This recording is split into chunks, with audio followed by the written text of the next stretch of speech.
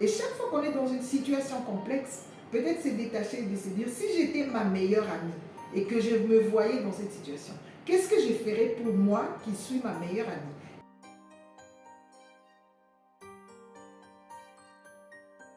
Alors, je m'appelle Aziza Aziz Suleiman. Je suis médecin. À la base, j'ai fait des études de médecine à l'Université catholique de Bukavu. Et après, j'ai eu un master en santé communautaire. C'était santé publique, option santé communautaire. Et actuellement, je dispose d'un master professionnel en genre et développement. Voilà. Et pour ce qui concerne mon parcours professionnel, depuis l'université, j'ai toujours travaillé avec des groupes de filles, des groupes de jeunes sur la santé sexuelle et reproductive.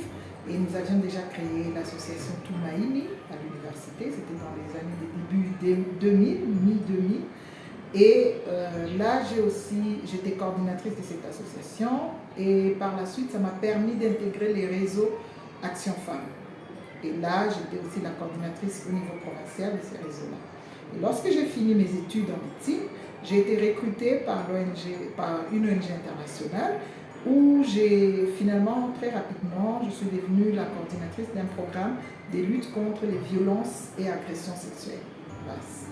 Et j'ai travaillé dans 17 zones de santé ici au Sud Kivu pour apporter un soutien de prise en charge médicale, psychologique, mais aussi des réinsertions socio-économiques avec un accompagnement juridique des survivantes de viol. Et par après, 2 ans plus tard, donc fin des années 2000, c'est-à-dire en 2008 et jusqu'en 2010, j'ai travaillé, en tout cas jusqu'en 2012, j'ai travaillé à l'UNFPA comme chargée de programme genre et très rapidement, je suis aussi devenue chef de bureau de la province du Sud Kivu. Et c'était un bureau projet qui s'occupait essentiellement des programmes d'urgence dans la santé reproductive, mais aussi dans la lutte contre les violences sexuelles basées sur le genre. C'est par la suite que j'ai intégré maintenant une organisation gouvernementale suisse qui est la Direction de développement et de coopération, où j'ai commencé comme coordinatrice adjointe d'un programme psychosocial régional. Et maintenant, j'assure depuis 6 ans la fonction de coordinatrice régionale de ce programme psychosocial régional qui travaille au Burundi, au Rwanda et ici en province du Sud Kivu, en RDC. Voilà un peu mon parcours professionnel. Au-delà de tout ça, je suis volontaire, activiste, féministe, volontaire dans plusieurs organisations. Je suis aussi enseignante, enseignante dans certaines institutions universitaires, en tout cas institutions supérieures, notamment pour ce qui concerne notre pays, à l'Université catholique de Bukavu, en faculté des sciences sociales, à l'Université de Goma, mais dans l'école de genre qui est pilotée par la division genre, famille, enfant. Et à l'extérieur de notre pays, j'enseigne aussi les cours de concept de genre et genre et santé, maintenant genre et conflit, au niveau de l'Institut de hautes études internationales, développement dans le module de certificat avancé de genre et diplôme avancé de genre. Voilà, c'est une institution qui est affiliée à l'Université de Genève. Voilà, je suis aussi promotrice d'une petite école congolaise à Bujumbura qui s'appelle l'école de l'amitié Burundi-Congo, où là je suis surtout la marraine ou la promotrice ou la représentante légale. Je ne donne pas des cours, j'assiste le préfet, la préfète, le directeur. C'est une petite école de moins de 300 élèves, mais qui suivent un programme congolais en dehors du territoire national du Congo. C'est un petit peu tout pour la partie professionnelle. Et pour ce qui est de ma vie privée, je suis maman de 3 enfants. Je suis mariée et j'habite au Burundi, mais avec des fréquents voyages dans la région, notamment ici chez nous, au Congo, parce que je suis originaire du Sud Kivu, et pour les raisons de service aussi au Rwanda, en Tanzanie et un petit peu ailleurs.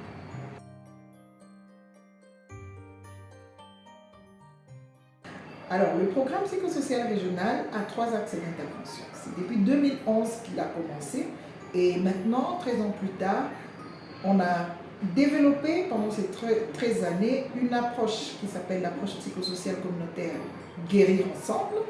Et pour le Sud Kivu, les acteurs, les intervenants l'ont appelé Ushirika Midawa. Et cette approche psychosociale communautaire Ushirika Midawa est une approche sociocentrée, c'est une ingénierie sociale qui permet de traiter de manière holistique, mais d'aller vraiment en profondeur sur les questions que nous appelons les blessures de la vie, qu'on peut aussi appeler traumatisme. Et c'est venu par une approche qui d'abord s'est focalisée sur les viols ou les violences sexuelles. Et ça part de certains postulats comme quoi la communauté d'abord, une communauté blessée, va produire des personnes blessées qui vont blesser d'autres. Ça part aussi du postulat que les communautés elles-mêmes disposent en leur sein des ressources pour rebondir, pour justement assumer cette résilience communautaire. Et c'est ça un peu les fondements théoriques, on va dire, qui sont là. Mais en application, c'est surtout qu'il faut aménager un espace, qu'on appelle un espace protégé, qui garantit la confidentialité, la confiance, où les personnes peuvent partager leur vécu. Et en partageant leur vécu sur certaines blessures spécifiques de la vie, et dans le cas d'espèces, c'était les violences basées sur le genre, on comprend que tout ce qui touche l'individu se répercute sur la communauté. Et une communauté qui subit ça va aussi continuer à blesser les individus. Et donc toute la thérapie est basée sur ces partages des vécus dans un espace protégé, un espace qui est reproductible en situation d'autres types de violence et où les gens peuvent partager ce vécu, comme je l'ai dit, et peuvent guérir ensemble, vont cheminer. Et donc, ça se passe surtout, le cœur de cette approche, c'est les espaces de guérison. C'est d'abord un atelier de conscientisation qui prend jusqu'à 3 jours. Espacé de quelques mois, on va aller dans les ateliers de guérison, surtout l'atelier de deuil, parce que quand on est blessé, on perd des choses. Pas seulement des gens qui sont morts, mais aussi on perd sa féminité, on peut perdre sa masculinité, on peut perdre sa virginité, on perd beaucoup de choses, on va faire les deux sur ça. Un atelier sur la gestion des sentiments. Lorsqu'on perd des choses, il y a des sentiments qui sont associés. On donne un sens à tout ça. Et cette interprétation nous donne des sentiments. Ce n'est pas forcément les faits tels qu'ils étaient, mais comment on les a vécus. Et il faut absolument soigner ça. Et après, on va arriver à un atelier de pardon et réconciliation où on se pardonne à soi-même, on décide de pardonner aux autres, en reconnaissant aussi la part de l'humanité qu'il y a même dans l'autre qui nous a blessés. Et enfin, on va conclure par un atelier de projet de vie qui est que maintenant que j'ai pris conscience des blessures, comment je les ai vécues et comment je les ai transmises aux autres, maintenant que je suis guérie en passant par le deuil, la gestion des sentiments y associés, le pardon et la réconciliation, eh bien, j'en arrive à faire maintenant un projet de vie. Voilà un petit peu cette approche. Et ça a tellement bien marché ici au Rwanda, au Burundi, que nous avons fait des études. Ici, nous l'avons fait avec l'Université catholique de Bukavu. Au Burundi, on l'a fait avec l'Université nationale du Rwanda. L'Institut africain pour la psychologie intégrale au Rwanda a fait cette recherche. Au Burundi, excusez-moi, c'était l'Université nationale du Burundi, via le CRIDIS, qui est un centre de recherche de développement en sciences sociales. Eh bien, nous proposons maintenant d'institutionnaliser cette approche. Et l'institutionnalisation a plusieurs piliers. C'est d'abord les communautés elles-mêmes qui s'approprient cette approche, qui vont continuer les ateliers. C'est aussi les ONG qui vont financer ou continuer à travailler sur cette approche. C'est aussi l'État qui va adopter cette approche dans ses stratégies d'intervention, surtout en santé mentale, en genre et sciences sociales. Mais c'est surtout, nous pensons, et c'est pour ça que je suis ici à l'UEA, plus précisément au Centre d'excellence Denis Mukwege, que les universités nous proposent un processus de certification, mais aussi un cours pour que les étudiants qui sont là aient une unité d'enseignement pour comprendre comment on peut intervenir dans les communautés et que les communautés puissent prendre en charge leurs propres blessures, devenir de passer des communautés de victimes en communautés actrices.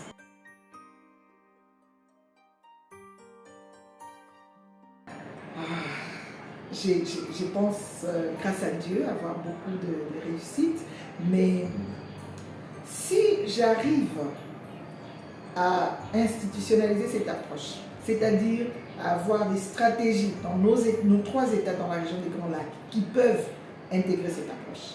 Si j'arrive à ce que ce projet ait des pôles de formateurs dans les 3 pays, si j'arrive à ce que les universités nous proposent un processus de certification avec des unités d'enseignement sur l'approche psychosociale communautaire, et enfin, si j'arrive à trouver des personnes qui soient capables de financer cette approche, moi je dirais que je suis très contente et très heureuse.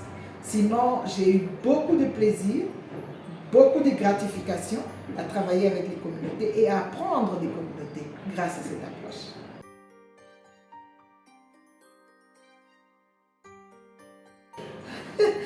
Peut-être de vivre au jour le jour et de croire en Dieu.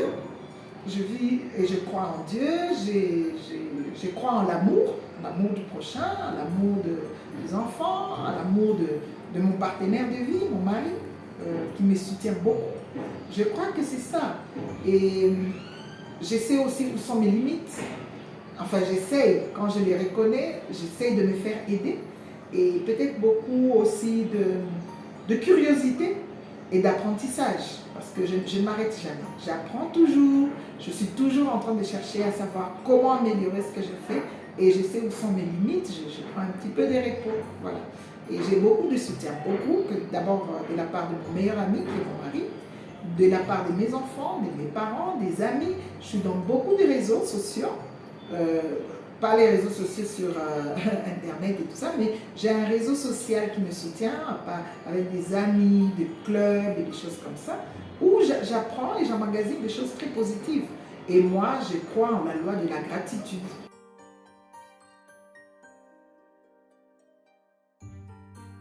Alors, cette question est toujours posée aux femmes, jamais aux hommes, parce qu'on considère que les femmes doivent absolument assumer les responsabilités de tout ce qui est soin, de tout ce qui est reproductif dans leur famille, et je trouve ça quand même assez injuste. Voilà. Moi, le conseil que je donnerais aux femmes, c'est d'abord de s'affirmer, hein, de s'affirmer, de trouver une place. Personne ne vous donnera votre place. Il faut absolument la chercher, la trouver, et asseoir vraiment votre présence là-dedans. Voilà. On n'est pas, en tout cas moi je ne suis pas dans un débat de combat, mais je suis plutôt dans les principes et les valeurs. Par exemple, pour moi, je me considère comme une activiste féministe. J'ai des principes, j'ai des valeurs que je défends et je les intègre dans tous les espaces de ma vie. Voilà. Dans mon espace privé, mon mari sait ça. Il sait sur quelle base, sur quel principe on est. Heureusement, on est sur la même longueur d'onde. Dans la manière d'élever mes enfants et même dans mon travail, j'ai fait avancer ces valeurs et ces principes. Et rien, j'essaie en tout cas de tout concilier pour rester cohérente en rapport avec ces valeurs et ces principes, que sont bien sûr l'amour du prochain, la religion, la spiritualité qui prend une place très importante dans ma vie, mais aussi des simples valeurs comme l'intégrité, comme l'honnêteté, comme le secours aux autres, l'apprentissage et aussi le besoin de laisser des traces positives. Voilà. C'est pour ça que je m'engage beaucoup à travailler avec des jeunes femmes que je trouve talentueuses ou pas, et de les soutenir dans leur cheminement.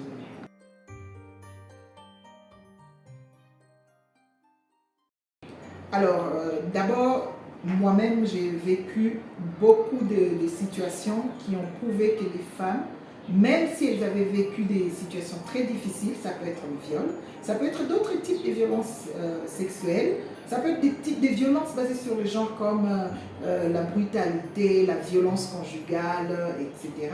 J'ai vu des femmes qui s'en sont sorties. Le harcèlement au niveau du travail, elles s'en sont sorties justement parce qu'à un moment, elles ont décidé de s'assumer et de ne plus rester dans cet état de victime. Ça, c'est d'abord un premier point. Mais bien sûr, dit comme ça, c'est facile. Moi, ce que je dirais à des personnes qui ne sont pas encore arrivées à ce stade-là, c'est de ne pas baisser les bras, d'accepter, de croire encore à leurs valeurs intrinsèques en tant qu'individu et de poursuivre sur ça, de continuer à se renforcer en capacité psychologique, sociale, intellectuelle et aussi d'entraide. Donc de continuer à accepter ça. Et surtout de penser un peu à soi, parce que les femmes s'oublient toujours. Il faut aussi penser à soi.